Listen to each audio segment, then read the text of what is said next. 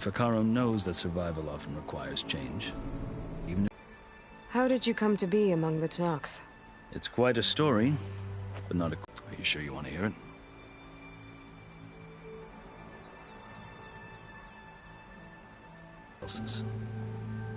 I failed, of course. They committed unspeakable atrocities, stirring the Tenakth into action. When the clans overran our forward encampment at Cinnabar Sands, I stayed behind to help the last stragglers evacuate, and was taken prisoner. I didn't make it easy for my captors, mind you. And they paid me back in kind on the journey to their capital. I resorted to desperate measures.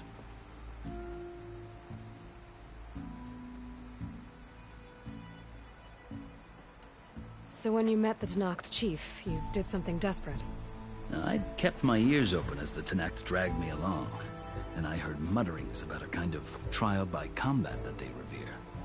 So, when they flung me at Hikaro's feet, I demanded this right, called the Kulrut, thinking that by winning I could request a boon, my life or even my freedom.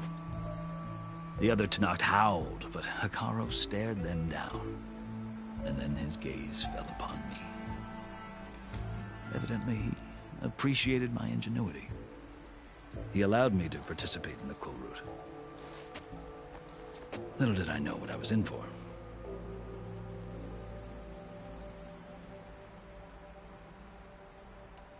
You said the Kulrut is a Tenakth's trial by combat. Yes, but it is no ordinary trial. It doesn't pit men against each other, at least not directly. Instead, the combatants fight machines in a great arena, and only the strongest survive. Believe me, it is no easy thing to stare down a charging machine while hundreds around you scream for blood. I know more about that than you might think. Do you? Well, then you have my respect. Like you, I lived through it to claim my prize. I had hoped for freedom, but... well, that wasn't on offer. Only service to the chief.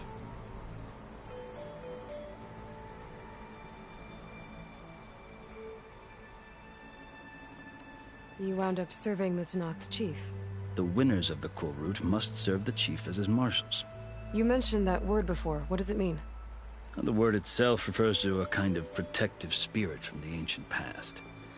In practice, marshals are Hikaru's roving lawgivers, part magistrate, part judge, part executioner. I won my place among their ranks and served as honor demanded, but many Tenakth still spat on the ground when I walked by. But they did, until I started forcing them to the ground to grind their faces in it. I guess that's one way to deal with it. As you may have noticed, violence is the native tongue of the Tenakth. To survive, one must master it. The truth is, though, the Karja speak it too. More than they should. I can't blame the Tenakth for hating them.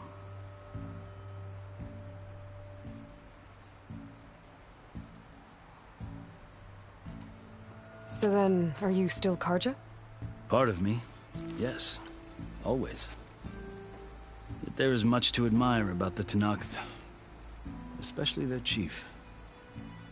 I've heard stories about what it was like before his reign. 3 clans always at war, constantly slitting each other's throats. Hikaru and the marshals have crafted a delicate peace. And now he looks to the future. Who knows? Maybe that future will include cooperation with the Karja.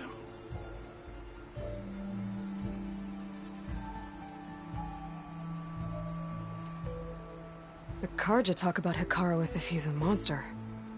The Karja feel compelled to demonize him if only because he swept them from the field. It is true that he is fearsome. When I was first taken before him, I thought he would flay me alive.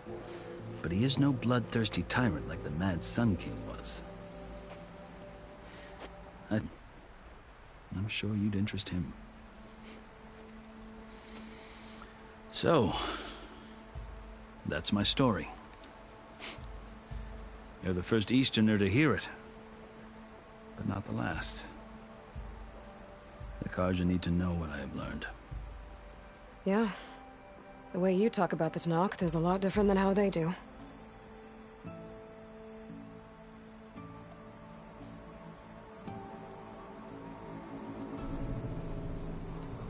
I've never seen markings like those on a Karja before. The Karja see ink as decoration. For the Tenakth, it is much more. A litany of deeds. A record of vanquished enemies. Looks like you've vanquished quite a few.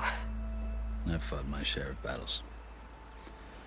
But I feel that my life, like my markings, is only half complete.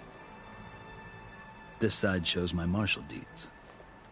Before I die, I'd like to see the other half marked with the laurels of peace.